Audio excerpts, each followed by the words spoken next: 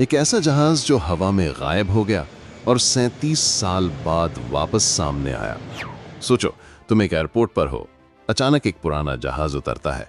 उसके अंदर के लोग 1955 के कपड़ों में हैं और वो कहते हैं कि उनकी फ्लाइट सिर्फ 3 घंटे पहले उड़ी थी, लेकिन असल में उन्हें 37 साल हो चुके हैं। 1955 का साल था। वेनेजुएला के कैपिटल कराकास से न्यूयॉर्क जाने वाला एक पैसेंजर प्लेन फ्लाइट 914 अपना नॉर्मल स्केड्यूल लेकर उठा। अंदर 57 मुसाफिर, 4 क्रू मेंबर्स। मौसम साफ था, कोई स्टॉर्म नहीं, कोई टेक्निकल इशू नहीं। फ्लाइट का ड्यूरेशन सिर्फ 4 घंटे का था। लेकिन जैसे ही प्लेन फ्लोरिडा के आसपास पहुंचना था, रेडार स्क्रीन से उसका नाम गायब हो गया। एयरपोर्ट कंट्रोल टावर ने कांटेक्ट किया, कोई जवाब नहीं। रेस्क्यू टीम्स भेजी गईं, समंदर में कुछ नहीं मिला। कुछ दिनों में फ्लाइट 914 को लॉस्ट एयरक्राफ्ट डिक्लेयर कर दिया गया।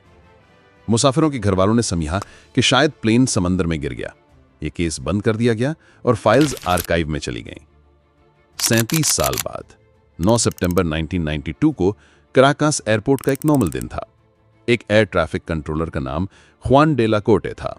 वो अपने शिफ्ट में था जब रेडार स्क्रीन पर एक अनआइडेंटिफाइड ब्लिप आया। फ्रीक्वेंसी खोली तो आवाज आई, this is Pan Am flight 914, we are en route from New York to Miami, please confirm landing. ख्वान ने हैरानी से कहा, फ्लाइट 914? ये पॉसिबल कैसे है? आपका डिपार्चर कब हुआ? कॉकपिट से जवाब आया, जुलाई 2, 1955, 9:55 AM।